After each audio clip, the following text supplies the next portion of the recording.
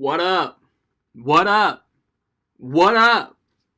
Rec League Podcast, man. Episode number 5. Y'all surprised that I got this far, man? So am I. It's F-I-F, fifth. If y'all watched Chappelle's show back in the day, you know exactly what that reference is. Today, on this episode, we got quite a bit to talk about, man. I'm gonna touch on some stories that I talked about last time. You know, it's been some follow-up. I got one of my boys coming in. He gonna talk about the upcoming Major League Baseball playoffs. He gonna talk about the upcoming NHL season 2 sports, which I have no knowledge in. So that's what I do. I bring in guys that know about stuff that I don't, like I did with my dog Orlando in college football. Iron Fist season 2 recap. And then you'll hear me say that we about to go to my guy Nappy Newt. Wires got crossed. A little bit of miscommunication in there. And we gonna bring him in down the road. It happens. You know, plans get made last minute. Things come up. And it's just not going down in this episode. And then OldManLawrence, Rec League regular, he coming in and we gonna break down that Bun B album, Return to the Trill. But right quick, let's go into some of the poll questions that I ran on the Twitter over the past couple weeks in reference to a simple favor I put on the Twitter. Rec League, excuse me, I misspoke. It happens. A Simple Favor, directed by Paul Feig, comes out this weekend. Which of his movies happen to be your favorite? Of course, the choices were Bridesmaids, The Heat, Spy, Ghostbusters. At 44%, Bridesmaids took that one. Spy came in at 33%. And maybe a little shocking to some people, Ghostbusters was third, not last, with 12%. The Heat is slept on, apparently, because that one got 11. Another poll question referencing the Predator. Same thing. Predator comes out, directed by Shane Black. Which Shane Black directed movie is your favorite? Kiss Kiss Bang Bang, Iron Man 3, The Nice Guys are your choices. The Nice Guys won that with 59%. The Nice Guys is real dope. Iron Man 3, which I would have put last, got 33%. And then apparently y'all need to go watch Kiss Kiss Bang Bang, because that movie's hilarious. It's got action. It's got dope acting. But it only got 8% on the Rec League poll. That was from 2 weeks ago, the weekend after the last episode. This past weekend, I ran the poll in regards to The House with the Clock in the Walls. It come out directed by Eli Roth, the exact same title. Like, these are going to be the majority. These are predominantly going to be the poll questions I run, having to do with directors or a series of movies or something. But Eli Roth directed House with the Clock in the Walls. What's your favorite Eli Roth movie? And he directed more movies than available, you know what I mean? So the choices were Cabin Fever, the original, Hostel, the first one, Knock Knock with Keanu Reeves, and then Death Wish that could just come out this past March. But then Hostel Part 2 and The Green Inferno are movies he also directed. I didn't get any comments, but Hostel won with 50%. Cabin Fever and Knock Knock both tied with 17, and then Death Wish got 16. And then I switched it up, because it was some craziness in the NFL last weekend, if y'all was watching. First, Vontae Davis just retired at halftime. It's funny because he wasn't on my team, but if he would have still been on the Colts, I would have been salty. And then if y'all seen Ryan Fitzpatrick in his wild post-game news conference attire, he just built upon his legend. And I asked, which is more legendary, Vontae Davis retiring at halftime or Ryan Fitzpatrick in his post-game attire? And I put or both equally or neither. You know, Vontae Davis, Ryan Fitzpatrick, both, neither are the choices. Ryan Fitzpatrick won that with 46%. Vontae Davis got 31. 20% went both because they're both hysterically legendary. And then 3% of y'all are just haters. So that's it for the poll questions. And just right quick before I jump into the movie segment, before we bring in legacy and all of that, I want to express my thanks. You know what I mean? Because this was a risk. Like, I built this show up for a year, talking to my boys, spitballing ideas, trying to get a name, trying to get a format, exactly how to do everything. And if you listening on the audio only, huge thank you. If you watching on YouTube, huge thank you. Shout out to one of the rec league fans, one of my old friends, high school friends on Facebook. I don't want to, I don't want to name drop any non-guests because I don't know the comfortability level. I don't even know if comfortability is a word, but the comfortability level of somebody who isn't voluntarily being on the show. But just know that Facebook post a few days ago made my day. I can't express how much I appreciate all of that. And when I get back, we're going to be talking about a little bit of movie headlines. Dry till it hard, baking hash up in the oven. With yayo on the hot plate, drinking, frying the freezer. It's obvious we got weight. That hard work, that soft work, even that wet work. Built-in clientele, so we ain't got a network. We always got work, so we ain't gotta get work. And if you ain't getting your work from us, you bound to get jerked. The yayo experts, we been whipping the Yola since the records decided to take the Coca-Cola. Hola roll as the king of the trio. The underground as well, you can step in the ring when you. Yo, like I said, man, we gonna talk a little bit about movie headlines, movie topics, a little bit. I'm gonna skim over a few things right quick before Legacy comes in and we talk about Iron Fist Season 2. So, what I like to do, what I know I've said in past episodes, I forgot, so I have made little notes for myself. Newly released movies, whether it's in the theater, whether it's at your local department store shelf, in the theaters, since my last episode, The Predator come out, A Simple Favor come out, White Boy Rick come out, and this past weekend, The House with the Clock on the Walls came out. The House with the Clock in the Walls came out, should I say.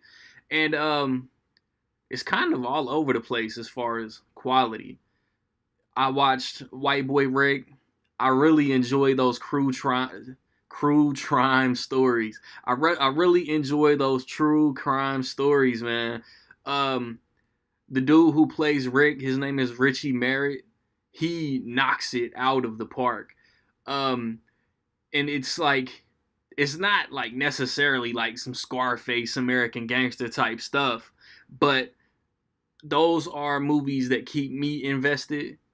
So I think when the common folk who like maybe rarely see movies, I'm like, it's just the type of movie that a lot of people would be like, oh, it drags, it gets boring, it's dull in places. I disagree. I found even the slower parts of the movie interesting based on what was going on. Matthew McConaughey could easily, I think it comes out too early in the year to get noticed or recognized, but Matthew McConaughey could easily snag a Best Supporting Oscar nomination, and I don't feel like I'm overreaching with that. I think a lot of people might, though. And then The Predator. The Predator can be fun. It has so many flaws that it doesn't come close to reaching the levels of the original. Shane Black was on set, acted in that, co-wrote and directed the new one. I think there are some Predator, like, I don't think there's enough Predator action, one. And I think that there's too much humor. The humor is a little hit, a lot of miss. But I didn't dislike the movie. I think it's better than Predator 2 and the AVP movies. But so, like, it's a middle of the pack Predator movie for the franchise. I don't think it's better than Predators or Predator. And then A Simple Favor is one of the biggest surprises of the year to me. I think Anna Kendrick killed it. I think Blake Lively killed it. I think it's each of their better performances, maybe their best performance. I think it's my favorite Paul Feig movie.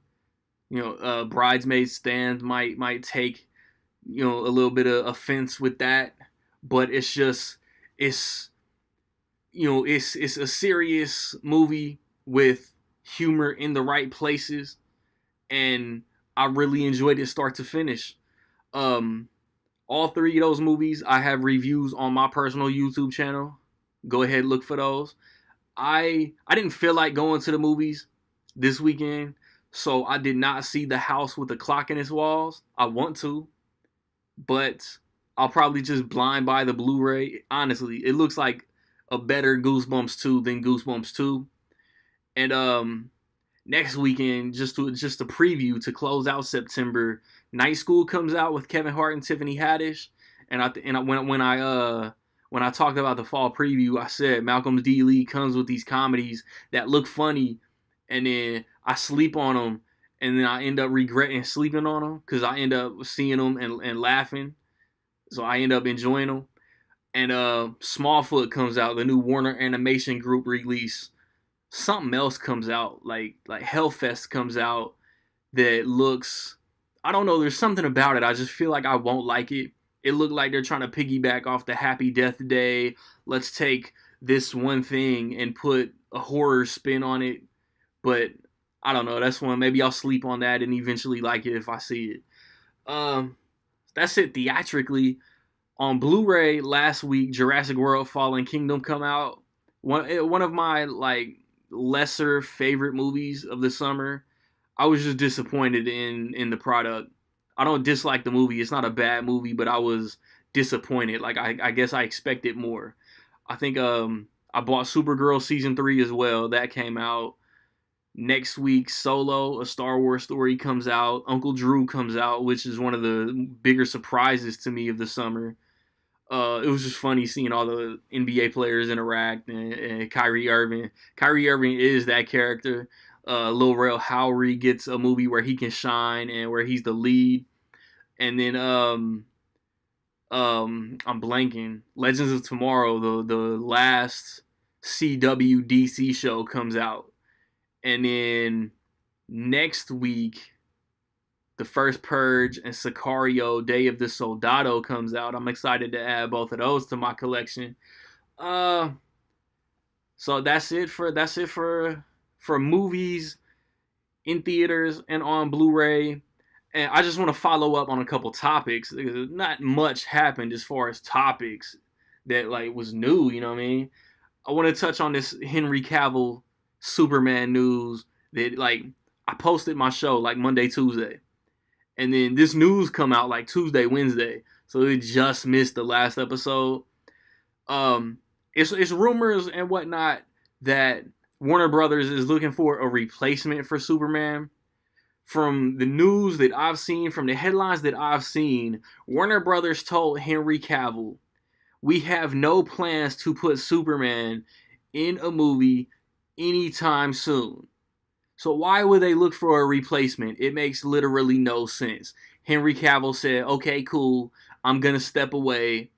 And that doesn't mean that in 2022, hey, we're going to put Superman in this. He won't come back. It's not out of the realm of possibility. My thing is, put Superman in a cameo at the end of the Shazam movie. Why not? It would be a cool little Easter egg. It would be a cool little surprise moment. And I want all these stupid fan pages to stop trying to instigate a rumor Warner Brothers is eyeing so and so to be the new Superman. No, they're not. Stop. No, they're not. Keeping it DC, there has been a lot of Joaquin Phoenix Joker news over the past few days. First, I think the cast was announced. Todd Phillips, director of Road Trip, Old School, Starsky and Hutch, The Hangover trilogy, War Dogs. He's directing. I'm pretty sure Martin Scorsese's producing. I don't know if that was confirmed or not. Joaquin Phoenix is playing a dude named Arthur Fleck. Kevin Smith brought to everybody's attention on Twitter. His first initial is A, and his last name is Fleck. A Fleck, Affleck. So that is funny. I think that's very funny.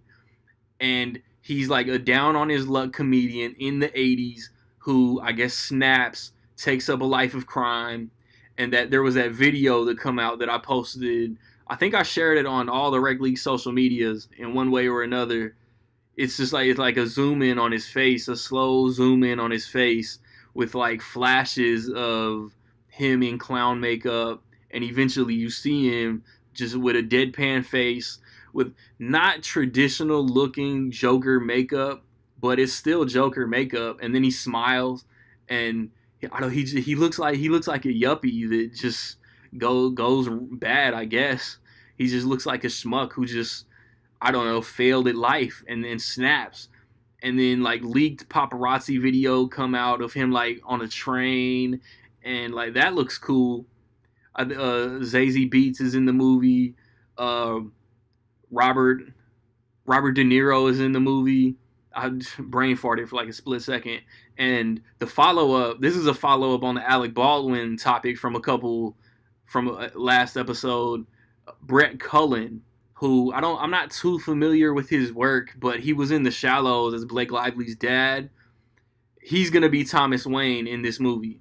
Like I said last time, I think a Wayne in this movie is pointless. You can have a Joker movie without him interacting with a Wayne, because he's not going to interact with Batman, so why interact with a Wayne? But I was skeptical. I still am a little skeptical, but like seeing Joaquin Phoenix in the makeup in a Joker-like suit does build my anticipation.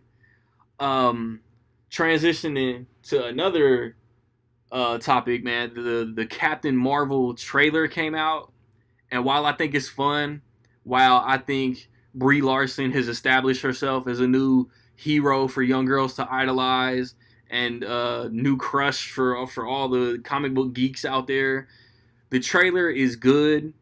It didn't like when that first Black Panther trailer come out, I was excited. Like I was like, man, like let me see this movie right now.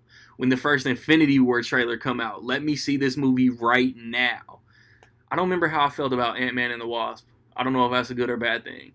But like I said, I enjoyed the Captain Marvel trailer. It's dope. The first teaser poster is dope. It didn't do anything to build my hype. And like Marvel has always been able to build my hype. Hopefully future trailers can do it.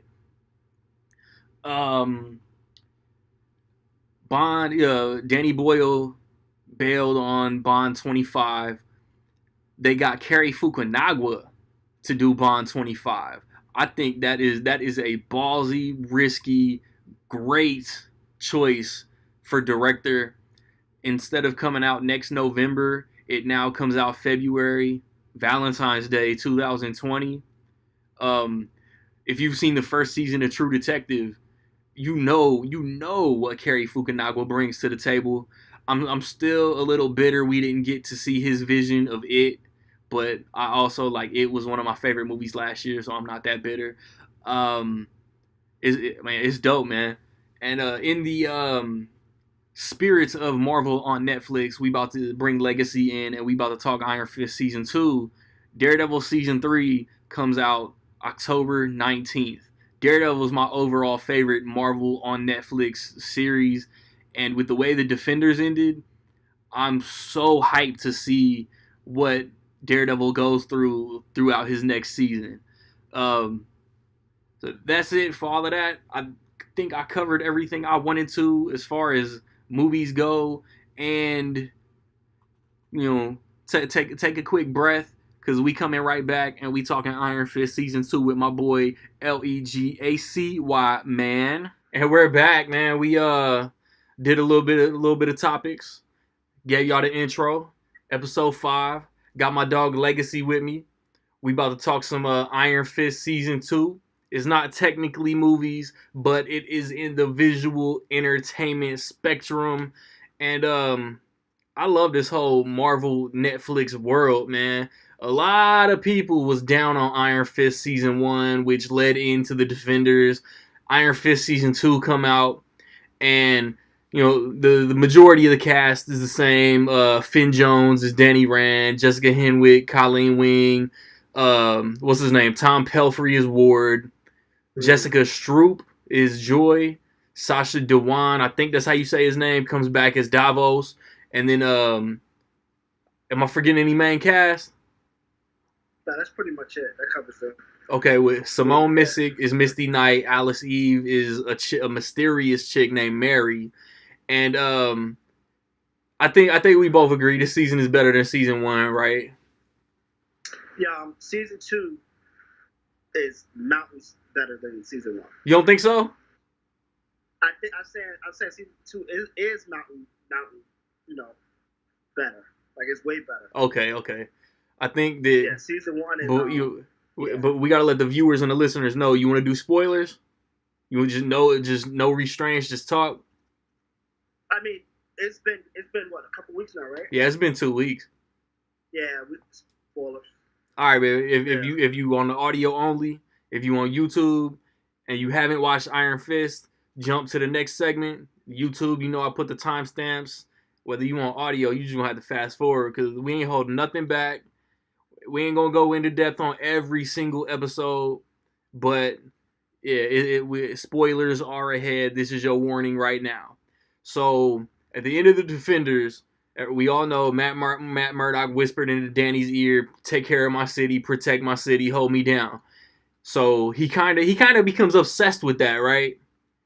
And he gets consumed by the power of the Iron Fist, and he loses control. He's got this little bunker that he goes and like practices when, like, that's what he tells Colleen, like, about halfway through, when I couldn't find anybody to fight, when I couldn't find a reason to use the fist, I would just come down and I would just come down here and punch things. And like, what was it, like at the end of episode 2, I was just like, man, what is this? What's the significance of this room? Yeah. Mm-hmm.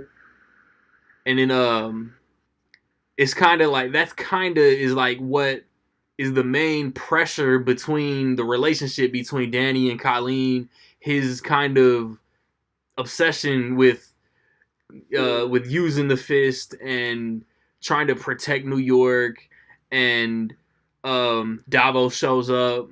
Cause that's my thing. Since we doing spoilers, Davos shows up on some little kid stuff. So I should have won. I should be the rightful holder of the Iron Fist. I ain't even gonna try to do no Davos impression because I'll butcher that. And then my thing was, like, I did a little YouTube video last night. It was spoiler free, so I didn't say it there. But Davos and Joy are rocking with each other. Joy is also, in my opinion, on some little kid stuff. Danny did this, Ward did this, and it ruined my life. So I'm gonna get with Davos because he got the same kind of intentions. And from episode 1, like, I was like, okay, Joy is in way over her head. She come in stunting. She got a little haircut, got a new crib, kind of like getting her sexy on a little bit. But it's like, Joy, you're not a villain. Ever since, like, you were so floored that your dad is still alive, you're not a bad guy. Yeah. What you think about Joy and Davos teaming up? I thought that because with the Netflix, series, the Marvel, shows or whatever, I felt like what Marvel would do is they would make the mistake of trying to tell too many people's stories in a season, which would draw out the episodes, right? Yeah. I thought what that did, them teaming them up, what that did was it allowed Marvel to use both characters, get both characters' stories out, while being able to have them connected. You know what I mean? Like, we didn't have Joy and what her problem was, and 3 episodes of that, and then Davos, 3 episodes of him. Like, they were put together, so it was like, it flew better. It flowed better. You know what I'm saying? Like, yeah. It flowed better because they were teamed up rather than, individuals. Yeah, cause between Gal, Bakudo, and then their dad, Harold Meacham, there was low-key like 3 villains in season 1. Mm. And then this one too, though. This one too. I don't think Mary was necessarily a villain. Not yet.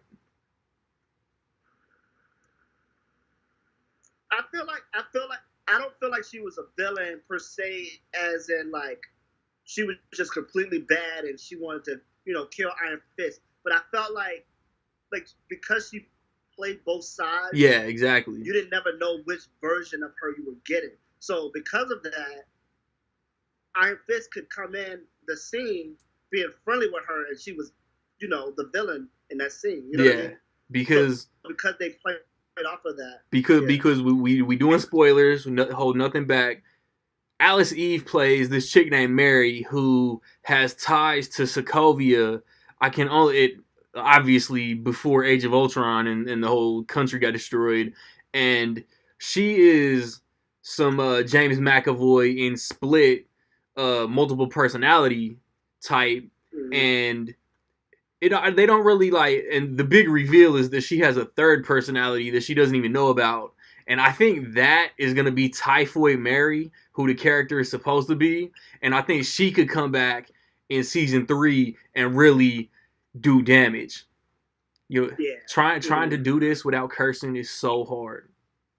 And because I wanted to say F word and S word, but I'm getting off topic.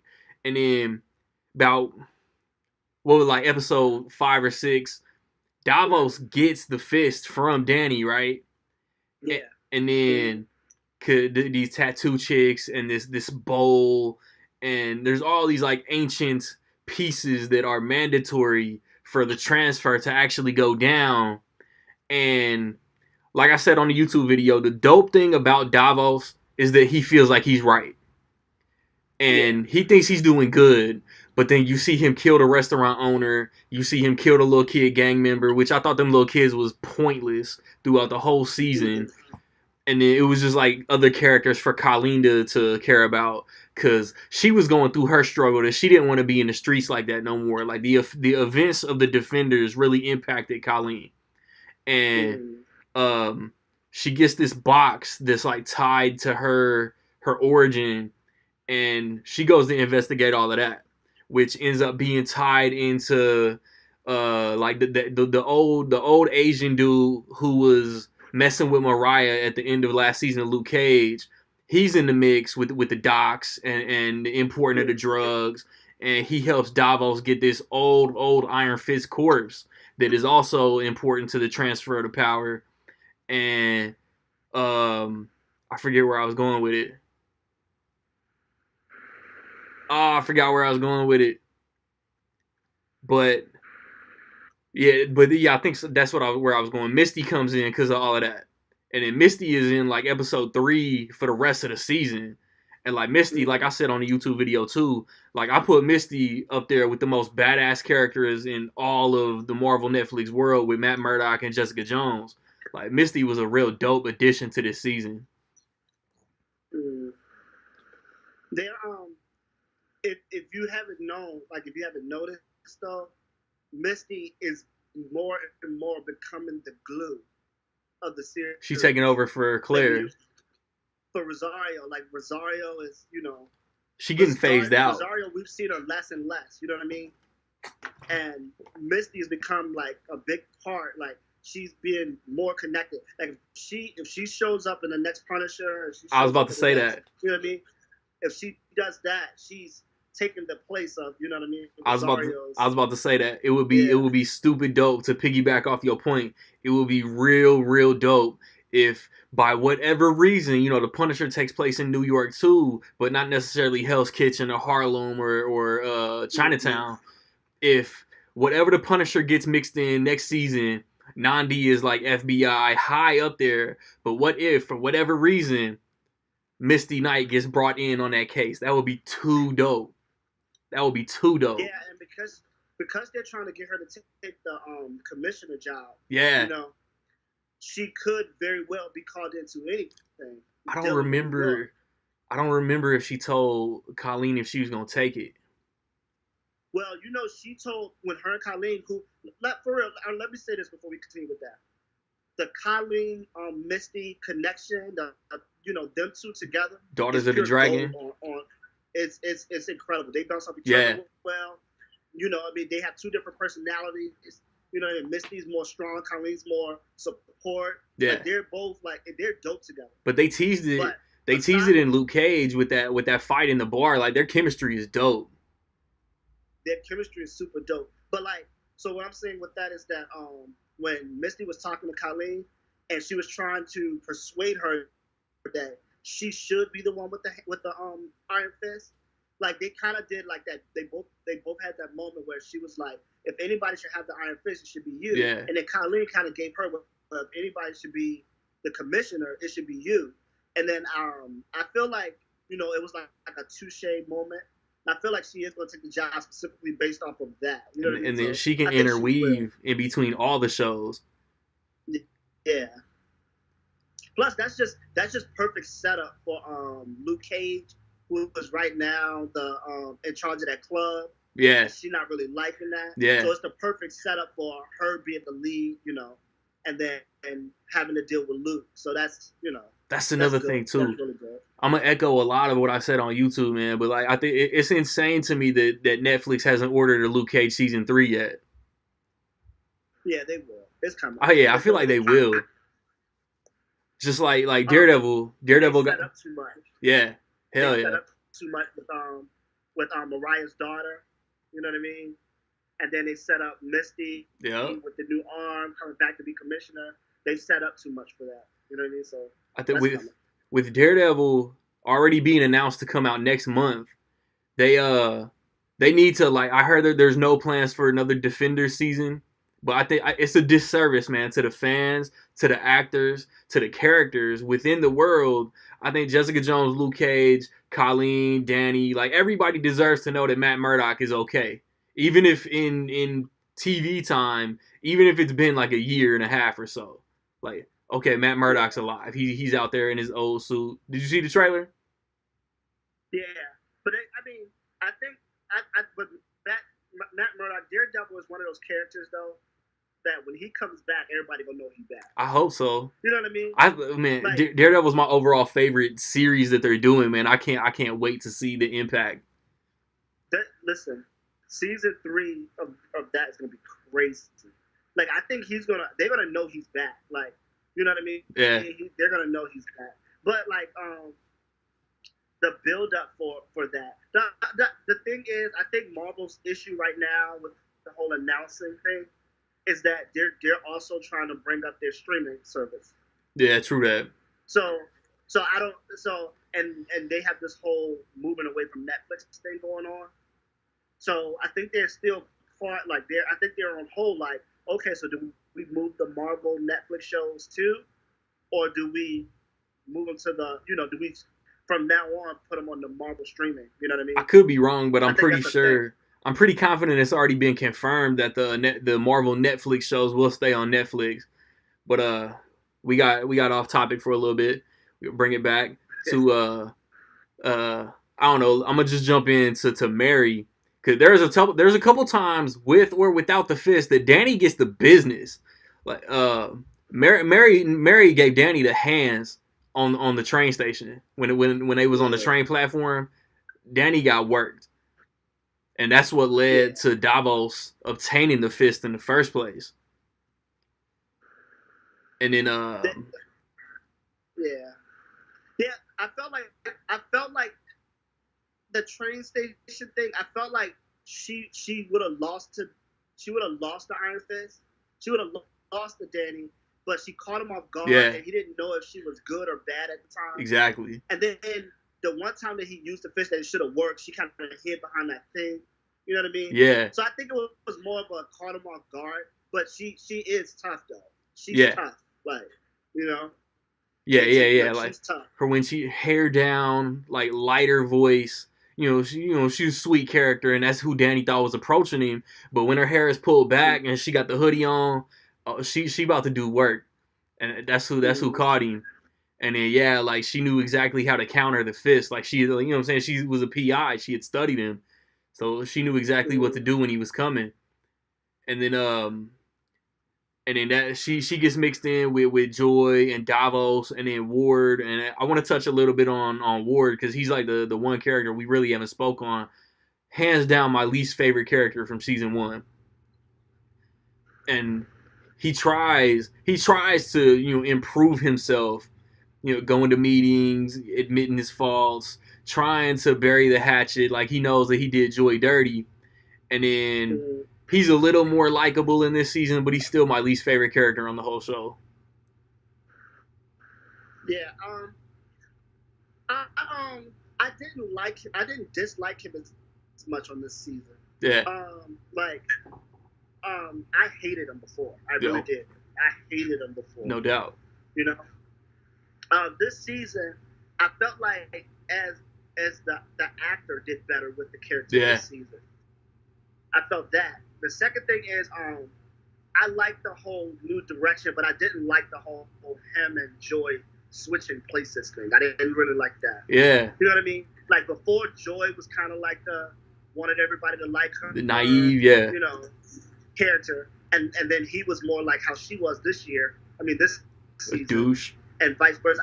I didn't like that. You know what I mean? Like, it's like, okay. Like, yeah. But I felt like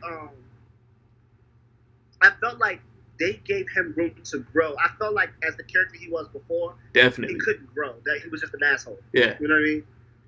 Now, like the way the season ended with him, you know what I mean? Like I felt like they gave him, reason to grow. Yeah, he was there for Danny a lot more, and Joy was standoffish, like villainy and having, being, I don't know, like the character of Joy just isn't suited to be unlikable. Yeah. She's got to be the one. She's got to be the one on the outside looking in that doesn't quite understand the whole aspect of what's going on. There's a big part of season 2 that we didn't discuss yet, though. What's up? Yeah, I knew I was forgetting something. Davos did push Joy off that thing, and she survived that. Yeah. She bled all the way out. She was dead. And she came back. And, that was kind of like a similar thing with her dad. You know what I mean? So, what? What you trying to say? Because it's not like any of his blood went into her last season. It's not like that shit is genetic. No, I'm saying I think there's something with her. Like I think there's something about Joy we don't know. Dog, there's no way she survives that fall, man. I thought that like the only reason he came back was because of the hand. And do you think that getting into injections though? We getting into speculation and fan theory a little bit, but do you think when she got shot that maybe there was an unspoken blood transfusion, and maybe that's why she's a little more aggressive this season? And if she survived that fall, she's gonna come back even worse, like their dad did. Yeah, that's what I'm saying. Is like I think there's something with Joy. Like nobody. I haven't seen anybody discuss this yet. But honestly, when he pushes her off that thing, she doesn't survive that fall, dude. Her neck was all crooked. Like she was like laid there all crooked. She bled all the way out. And then, but then you saw it. The next scene, she was kind of like putting herself back together. Like I ain't even catch this. I ain't even catch it like that. Yeah, I mean, like if nothing else, you might want to just go back and watch that episode. Yeah. Because she falls, and I'm like, yeah, she's dead. And the camera, they show her when she hits the ground. They show her she's dead. She's done. And then it goes to other stuff. And then when it goes back, she wakes up. But she woke up the same exact way her dad would when he got killed. Like when he would die. Yeah. And he would wake up like what happened or whatever. Yeah. She woke up that same exact way, and then she kind of like picked herself up, like not believing she was alive or whatever. And dude, she was done. So I feel like, I don't know if it's a genetic thing, but maybe it's something with their family or whatever. Or maybe we're gonna find out in the future that she took those injections or something. Her dad gave her something or whatever. Because there's no way she survives that, man. And then the very next scene, she's not dealing with any of the issues from that. She's got some crutches for her leg. Word, yeah. Like she healed, like it was nothing. You right. You know what I mean? So I think another thing. A big complaint about season 1 was the lack of the mask and like the traditional Iron Fist look. they touch on that a little in flashbacks. I think like what the little thing that Danny covers his mouth with is like maybe a new and improved version.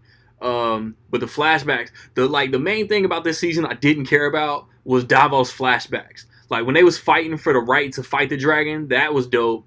But then when Davos was like vowing to bring Danny back to Kunlun, I didn't care.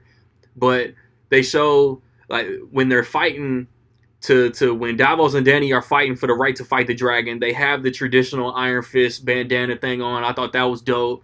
I want Danny to eventually like incorporate that into season 3. But anything else you want to touch on before I jump into the end? How everything wrapped up? I kind of like the backstory. The reason is because you can see like that Danny was never supposed to be the Iron Fist. Yeah. Like when you watch the fight, his mom, like Davos' mom, was there, like rooting for her son, which any mom would. But it was kind of like a thing where they all was there watching Davos beat Danny to win it. Like they were there specifically for that. Like Danny was not supposed to have a shot, and there was a point in that fight where Danny was supposed to kill Davos. Like he could have, like he was going to, and they stopped him. You know what I mean? Like they stopped him. So you know what I mean? It's like Davos' argument of I was supposed to be the next Iron Fist. It was his bloodline. He was supposed to. You know what I mean? Danny, took it from him. Yeah. But so I felt like that was a good way to understand why Davos felt the way he did. You know what I mean? Like, so I thought that was cool. I thought that like how they continuously let Davos like I didn't like the whole like somebody could persuade Davos to do something and then he would do it and just go crazy the next scene. Like I didn't like that. I thought that was like weird. I was like, as a villain, just let him believe what he believes and run with that. Like why he keep getting re-persuaded to other things. Like I didn't like that. That's my thing about Davos, man. He's so contained and he doesn't let himself feel emotion. So he's low-key like a dull character. He's one of my least favorite villains in the whole universe. But I mean, Danny gets a little overwhelmed with getting the fist back, and he wants to understand the fist more before he gets it back. So he talks Colleen into taking the fist. So when they capture Davos and they do the whole ritual again, it takes a little bit of getting her talked into it, but Colleen eventually takes the fist. And I'm not hardcore into the comics. You know more than me, and you say that Colleen eventually carries the fist in the comics. Yeah, well, Colleen's ancestor, like in the comics, there's one female Iron Fist. You know what I mean? And that's going to tie into the box and everything. Yeah, and I feel like what Marvel did, which they do a really good job of, is they're not going to give you every exact character the way it is. Yeah. But they can take that and say, you know what, we can put our own twist on this. So I thought it was cool that they said, okay, there was one female Iron Fist. They're obviously not going to show us the retro version of her, but they're going to give us the present day version of it. And I don't think Colleen is going to be the Iron Fist for long. I don't. Which I think is a dope. Like I think it's dope that they're giving it to her for now. Danny's going to figure it out. He's going to be even stronger when he comes back. And then Colleen is not. You know what I mean? Like I think that's kind of cool. I think it's dope that they're doing that. You know what I mean? Yeah. So and then I like it. Once she obtains the fist, Danny hops on a plane and they do a little time jump. Him and Ward are like chasing a book or some records. I forget exactly what they're chasing, like the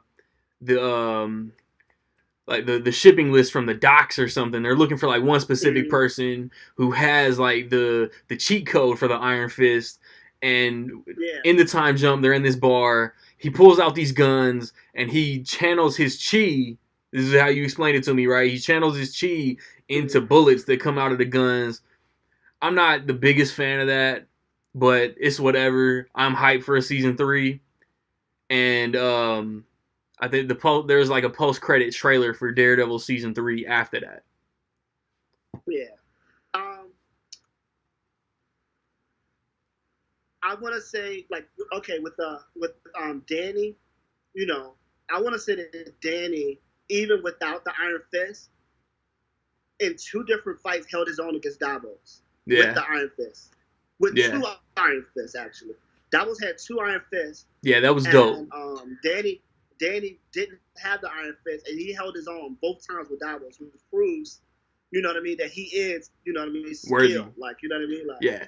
Like, even without the Iron Fist, he could hold his. He was better than Davos. Because yeah, like it's enhanced now. Like Colleen, a rookie with the fist, she could channel her chi all the way up into her katana, and like I said, Danny was channeling it through the guns, through the pistols. So like the Iron Fist, like in future seasons, if we get more defenders, if he pops up in other shows, Iron Fist 3, like it's gonna be dope. Like the future of Iron Fist is real dope. But well, that was, yeah. Mm-hmm. Out of 5, what would you give this season? I give the season. Like, first of all, let me say this: I give season 1 like a 1. A 1 out of 2, 5? maybe. Like a 2, maybe. Like yeah, like I think I would give it a like 2.5. All right, season 2, I give it a 3.5, borderline 4. Yeah. And I'm gonna say this. I'm saying that because of this. In the beginning of season 2, in the first 5 episodes or whatever, I felt myself being borderline. I'm not, you know, Word. in the first 5 episodes. So I'm watching the episodes and I'm not like pulled in. Like if I want to see a drink, I just want a guy.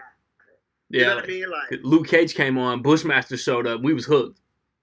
Yeah, you know what I mean. So it was one of those things where, but I will say when they picked up though, like in the second half, I like that they went to 10 episodes instead of more. I like that. I do. Like I don't. That. I liked it. Maybe I just like I probably wouldn't like it as much for Daredevil or for Luke Cage or for Jessica Jones even. I probably wouldn't like it as much. For Iron Fist, I like the 10 episodes because I feel like season 1 dragged. You know what I mean? I feel that. Because this one began dragging, like in the beginning of the season, the first 5 episodes of the season, I was kind of like, all right, man, what we doing? Like, what we doing? It wasn't even that many fights that were great. It was like, okay, you know? Yeah. The second half it started to pick up, and I was like, okay, I'm intrigued. Intrigued. I really, really, really like how the season ended. I get it. Because of how the season ended, it moved it up for me. I'm with you. 3.5 out of 5, different reasons. Out of like, I sent you my rankings as soon as I was done.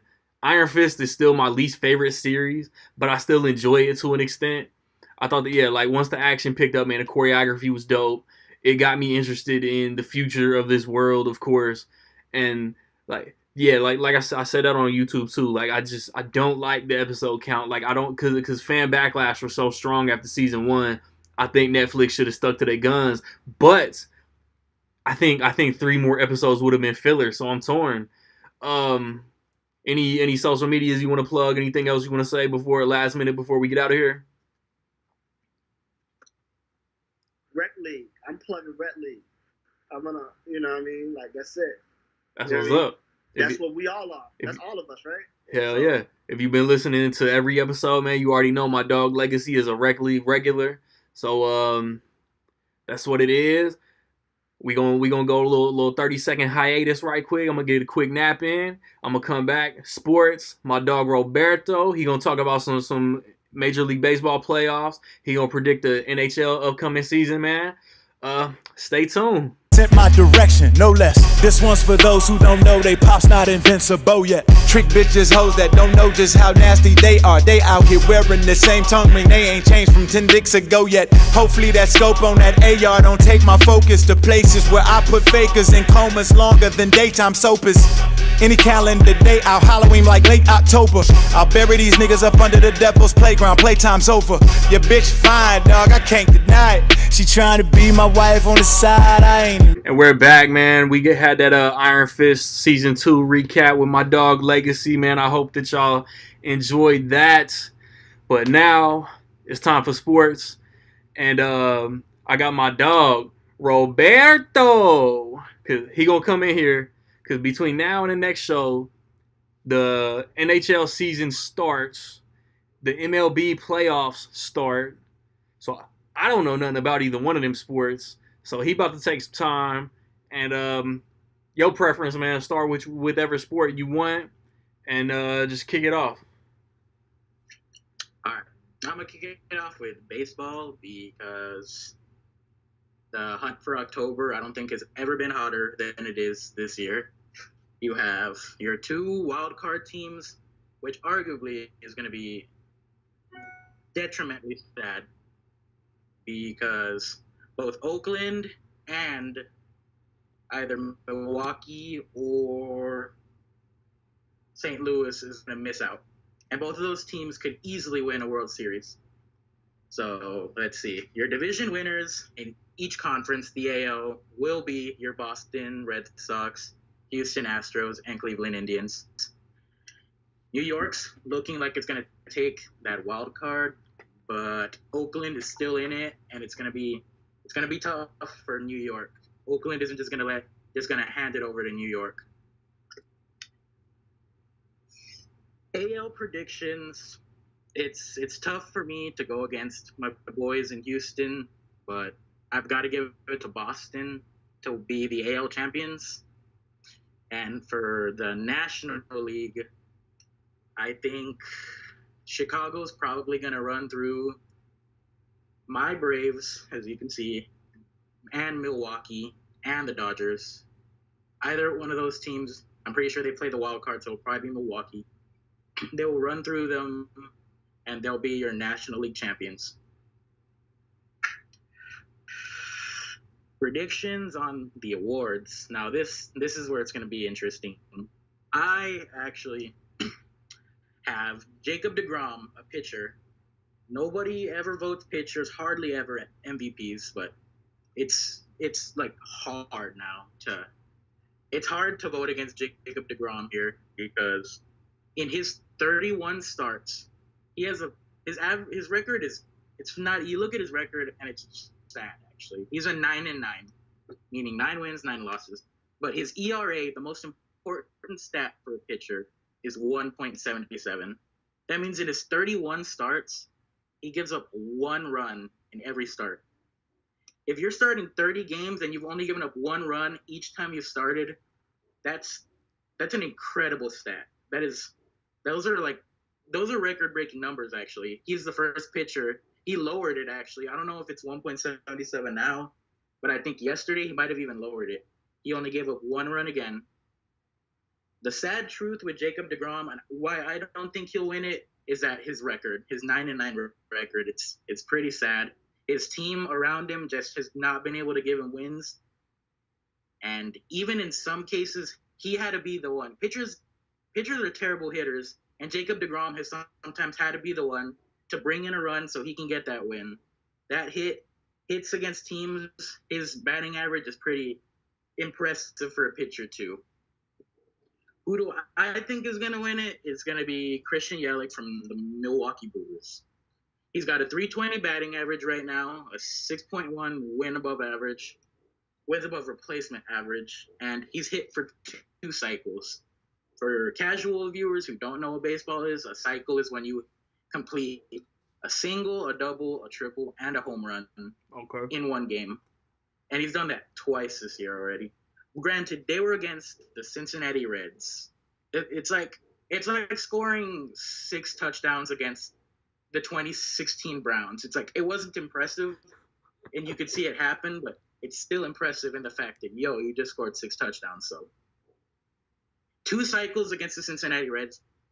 I don't think you know what? No. I think only one other person has hit 2 cycles in one season, and he's the only one to do it against one team. So I'd have to say it'll probably go to Christian Yelich. My runner-up for that would be my homeboy, Freddie Freeman, Atlanta Braves, and it would be Nolan Arenado and Matt Carpenter. But look for either Christian Yelich or Jacob deGrom. And in my opinion, in my utmost personal opinion, nobody in the NL right now deserves the MVP. Christian Yelich, while he's had a great season, he doesn't deserve it over Jacob deGrom. Jacob deGrom has seized every opportunity that he's had, and he's killed it every single time. Now we're going on to the AL. The AL, it's a lot. It's a easier race. It's between two guys. It's Mookie Betts and Mike Trout. Mike Trout arguably is the LeBron James of Major League Baseball. He's gonna be your consistent. He's gonna be your best player every year, every dominant, every year in year out. He's just dominant. That's a name I've actually heard. He's right now. Mike Trout might be looking at a lifetime offer. It's gonna be the most expensive contract ever in the upcoming year. It's gonna be very interesting to see it. He's right now. You would want to lock up Mike Trout for the rest of his career because this dude's gonna be hitting 400 feet home runs when he's in his 40s. That's just how dominant this guy is. You don't want to play this guy. But his team, the Los Angeles Angels, they are not a good team. They've gone after huge free agents. Ohtani, the pitcher / home run hitter, arguably the next generation Babe Ruth. And when you have that guy on your team, Mike Trout, you have Albert Pujols, a veteran. I really feel like you should be a playoff team, but you're not a playoff team. So that really does take a hit on your MVP status in baseball, at least. So that's where Mookie Betts comes in. Mookie Betts is looking at basically second to everything Mike Trout in the AL. But Mookie Betts has been able to carry his team to the best record that Boston has had in years. Boston is a lock for the playoffs. Mookie Betts is hitting like 320-something batting average. He puts the NL MVP to shame. And this is my second runner-up to Mike Trout. But I don't think Mike Trout's going to take it this year because it's going to be very hard to give it to Mike Trout knowing he's going to miss the playoffs. All right, let's see. AL predictions. Yeah, I'd have to give it to Mookie. I like Mike Trout. I would want Mike Trout to play for my team for the rest of his career. That's how much I like Mike Trout. But you can't give it to him knowing he's gonna miss the playoffs while Mookie Betts is there day in day out helping his team. Even when Mookie Betts doesn't play and Boston needs a run, I think even yesterday it happened. Boston was gonna lose. Mookie Betts had the day off. Bases. There was 3 on base. They put him in to pitch hit. He hits a 3-run homer, gives them a win. Or that was the day before. I know that happened. That's how Mookie Betts, he can just come into a game and he can change it like that. All right. Let's get into hockey. All right. Transition. Did you give a World Series prediction? World Series prediction. That's the most important one. Right. All right. What I would love to see, this is my personal bias. I really want to see, it can be like last year, the Dodgers and the Astros. I love both teams. Being a Mexican, those are most of the time the teams you're going to root for. Yeah. I love the Atlanta Braves. The Atlanta Braves, it's a staple down here, Del Rio, Texas. It is. Let me give you all a history lesson first before anything. Back in the day, people only had 5 channels. There was your WGN, your major networks, which were CBS, Fox, NBC, and TBS. So WGN had the Cubs contract, and TBS had the Braves contract. So I think they based out of each city. So you only had those 2 teams to watch. So naturally, you were either a Cubs fan or a Braves fan. My family, we all love the Braves. I love the Braves. Watching them growing up, it was just awesome to see them every time. Back when they were dominant, they slipped off. They did slip off for a couple of years, but now they're back. So I would love to see Houston versus the Braves, but my heart clearly is wrong 10 out of 10 times. So I'd have to say it's got to be the Cubs for sure in the NL. The AL it's complicated. The AL, it can be Boston easily from their hitting, but I don't know if they could beat Houston in a series where Houston has dominant pitchers. Dallas Keuchel, and you got veterans like Justin Verlander. I don't know if you can beat those guys in a series. It's going to be tough. Like, everybody says like, yeah, Golden State is the hottest team every year in, year out. But there's always that one surprise team where you think, could Golden State beat them in a series? Could they just rain all over them like Houston this year? It's a big give or take on who can win the series. That's how the AL is going to fall. And because, I don't know, sometimes Houston pitching is iffy, but you got hitters like Jose Altuve, Gurriel, Bregman having an MVP-like year. He's not there yet, but next year, years to come, Bregman might be there. George Springer, your finals MVP last year. Time, so it's going to be a shootout for the AL, and I'm going to give it to Houston on pitching, because Houston relatively does have the better pitcher. It just depends on how much Boston will use Craig Kimbrell, the closer. This guy is the closer, the staple of modern pitching closer. You want to get the easy outs, easy outs. Craig Kimbrell is an amazing closer. Okay. You So transition to NHL? Houston, Chicago, and I'd give it to the AL for sure. If Houston doesn't make it and Boston does, for sure it's going to be the AL, and it'll be either Boston or Houston versus Chicago, and Boston or Houston will win the World Series. All right. I mean, Boston or Houston will win the World Series. So NHL, give me your playoff teams in each conference. Same thing, an MVP pick, and then a Stanley Cup. Ooh, let's see. NHL it's difficult for me to gauge now because only like 4 teams miss out in the NHL playoffs. So that's like 8 or 9 teams that I'd have to list. But I'll give you your locks for the playoffs. So we'll go there. Your Western Conference, I think it's going to be Nashville on top, Winnipeg. Let's see. I'm going to throw LA in there. San Jose, because they just got Erik Karlsson, the greatest defenseman of this modern era, on top of Brent Burns. So I'll give them the benefit of the doubt. St. Louis, that's 5. Minnesota. Let's see. My last two teams. Who would be my wild card picks? I want to say the Dallas Stars will make a wild card. I'll give them the benefit of that doubt. They'll make a wild card, and who would take up the last wild card?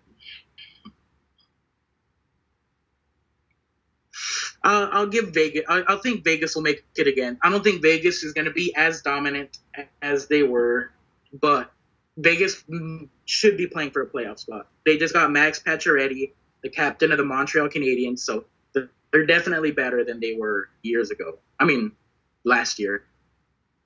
Now, my Eastern Conference predictions are, let's see, Washington, Pittsburgh.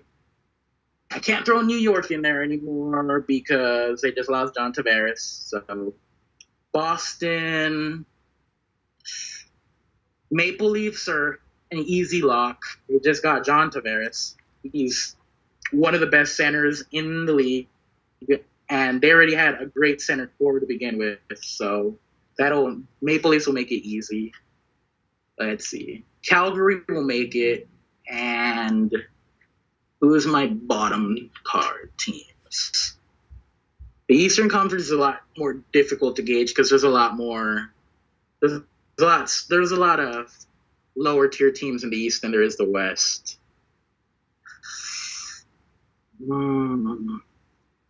I don't know. I don't think I can give you the last bottom 3 teams of the Eastern Conference this year, just from how the bottom Eastern teams are playing in the preseason. I don't like to jump on the bandwagon of they're going to be playoff teams from how they're playing, but they're definitely playing better than they should be.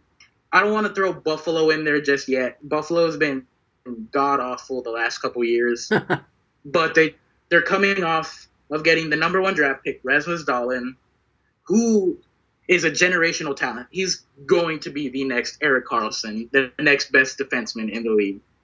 And I'm not going to gauge his talent yet because he's a rookie, but he's definitely got that number 1 talent pick. He's an amazing player.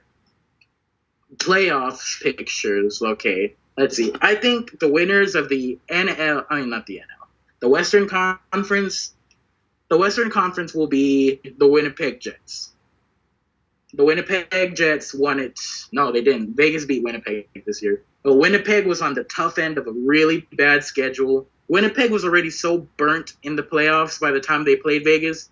It's like Vegas just took advantage and ran right over them. It was really hard to watch. Watching how hard Winnipeg fought and for it to end like that.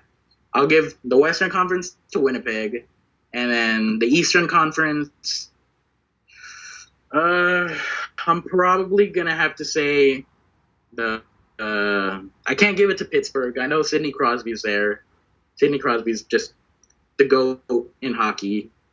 And I can't give it to Washington. I don't think Washington can back-to-back this year. I'm probably going to have to say that it's going to be the Leafs, the Toronto Maple Leafs versus the Winnipeg Jets. And I think the Winnipeg Jets could win their title this year.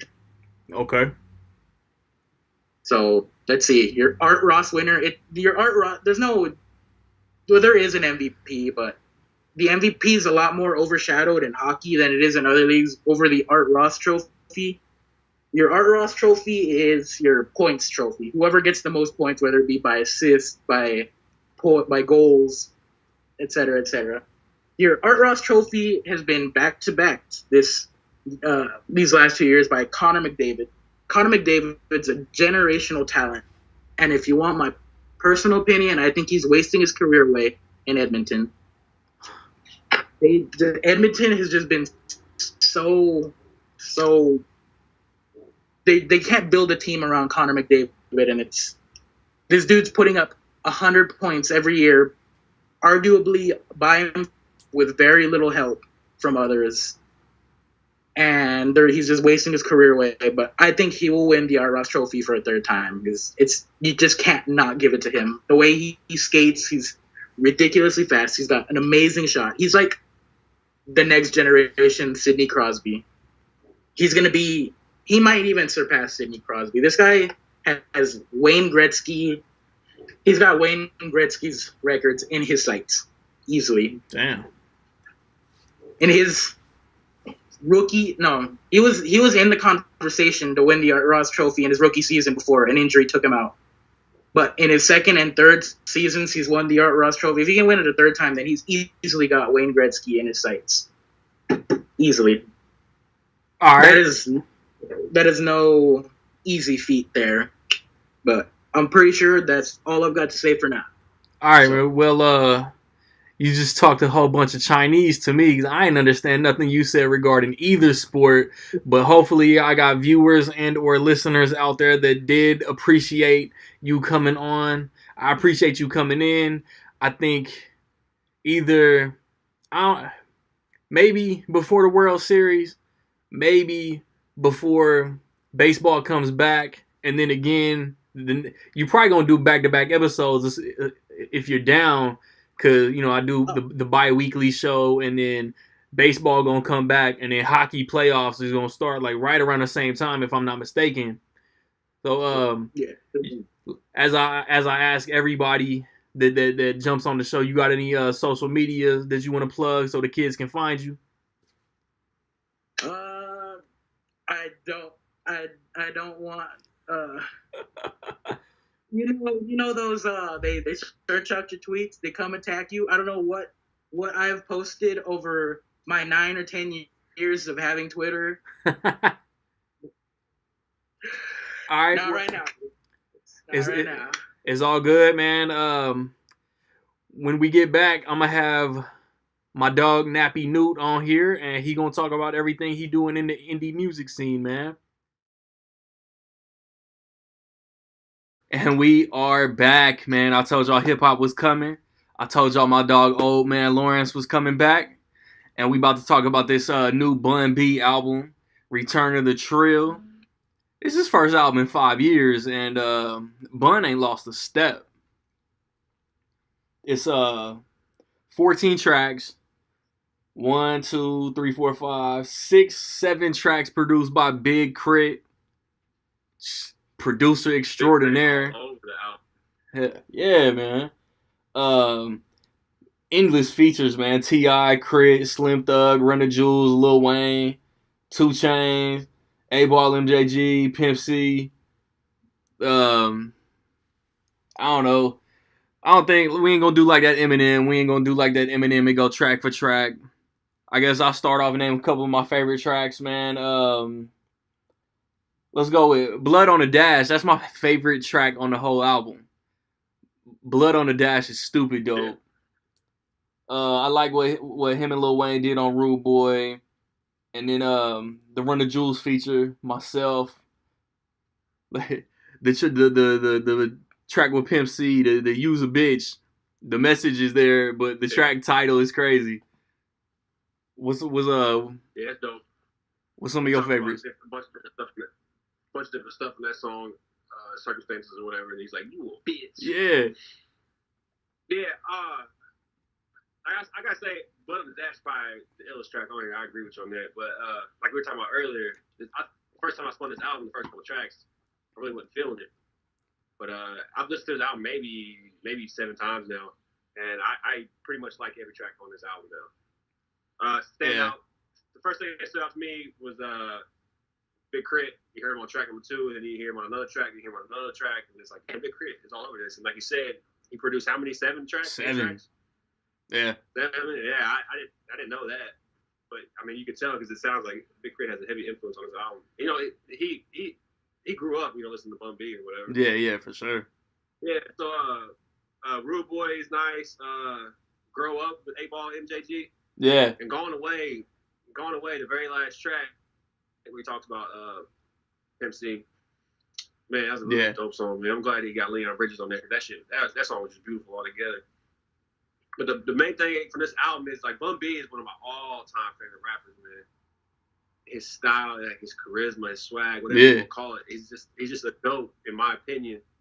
So it's nice when he I didn't know this stuff was coming out. Honestly, I had no idea. I think he told me like a week or 2 before, and I was like, "What?" I think and then I had heard about it like a couple hours after the Eminem dropped. Somebody posted on Twitter or something. Oh, Bun B dropped too. Bet once I get through this Eminem, I'm on that Bun B. Yeah, for sure. Because Bun B is somebody we had, growing up all throughout high school. It's somebody we listened to back in the day, way in the day. UGK during school, he went solo right after we graduated. Yeah, so we've been riding with Bun B, UGK for a long time. Trill is one of the most underrated albums of the past 15 years. Yeah, really dope. But yeah, it's just nice to hear something new from Bun B. And like I said, the more and more I listen to this, the more and more I like it. Like Trap Pants, the first time I heard Trap Pants, I was like, man, this song is pretty much a miss. You know what I mean? Like club track, yeah. But now I start listening to his flow, and the chorus comes in. The next thing you know, you're like clapping your hands and singing along, hallelujah. You know what I mean? Like you get into it. It's a really good song. The track with Run the Jewels, man, Killer Mike killed that shit. Killed. I'm sorry. Killer Mike has a real dope verse on this. He's got T.I. on it, like Slim Thug. Like I never was a big fan of Swisher House, but I always liked Slim Thug's flow, his delivery. Yeah. His voice came on. I was like, oh shit, I'm right back in high school, man. It's so dope. But his album is like a trip down memory lane for me in a lot of ways. It's got so many good features on it, man. So that's what's kind of dope about it. At first, I was reading through all these features. I'm like, man, he's got a feature on every track. I usually don't like albums like that. But this one, like this, I thought everybody on here fit with whatever track they were on. Talking about just a minute ago, if my man Ludacris would have blessed this album, like that's the only thing that was missing. Man. Yeah. It was like a Ludacris. If Ludacris was on this, it would have been perfect. No doubt.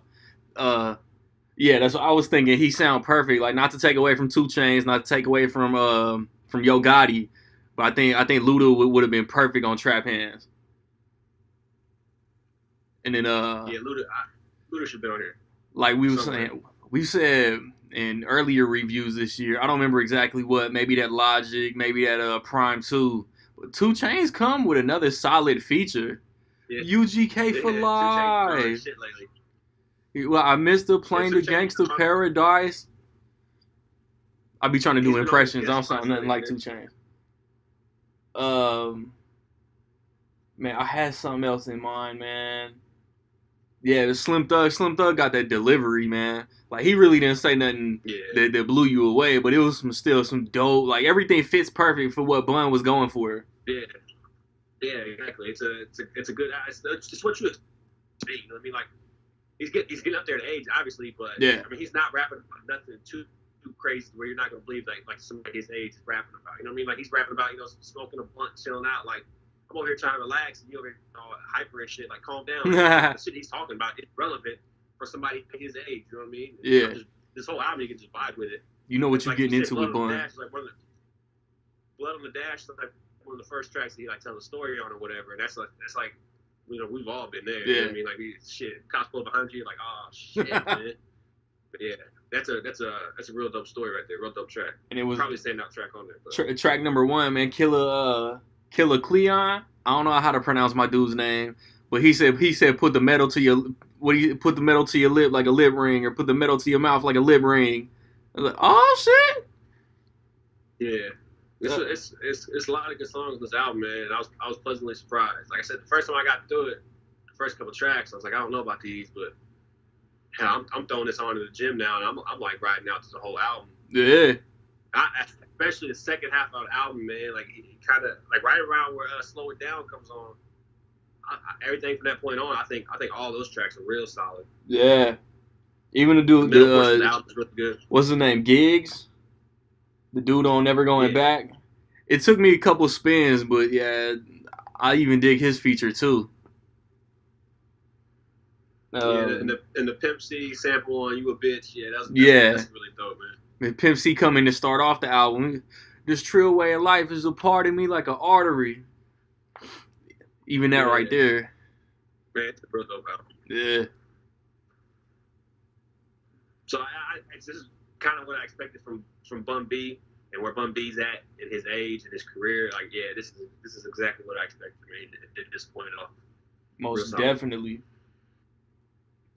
2018's been crazy for music, man. Yeah, that's what I was finna go into, man. We covered productions, covered our favorite songs, covered the bars. Since we ain't going track by track, these music segments are gonna be a little faster now.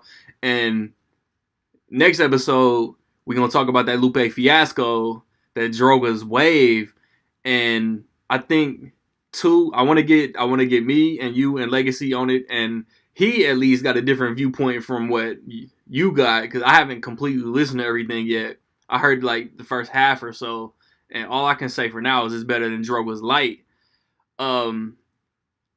Any final thoughts on your Jerry Springer ass right quick before we get up out of here? Nah, I said the Bun B, I said it's probably realistically about a 3.5 out of 5. But man, every part of me wants to give this like a 4.5, man, because I love it. It took me down memory lane. I felt like I was in high school again. It's front to back. It was a really good album, and I'm enjoying it. And I'm gonna keep on it. Like I said, I throw it on in the gym every day now.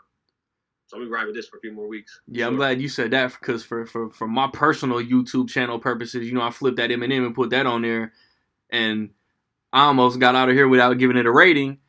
Yeah, but I'm leaning towards a 4 too, maybe like a 3.75 or so. But yeah, like it's a real dope album. Like I don't think Bun got a bad solo album. And, UGK down there put out all classics. Yeah, it's like you said, like there's nothing on here like lyrically that's gonna like blow you away. Like nothing you've never heard before. It's just classic Bun B. I just thought it was a real solid album, man. Front to back, I enjoyed every track. Good to hear Bun B again, man. So man, that's episode 5, man. Rec League Podcast, we in the can, and like I be saying, man, y'all know it's the Walmart of podcast, man. Not exactly your first choice, but we got a little bit of everything here, man. So just chill until the next episode.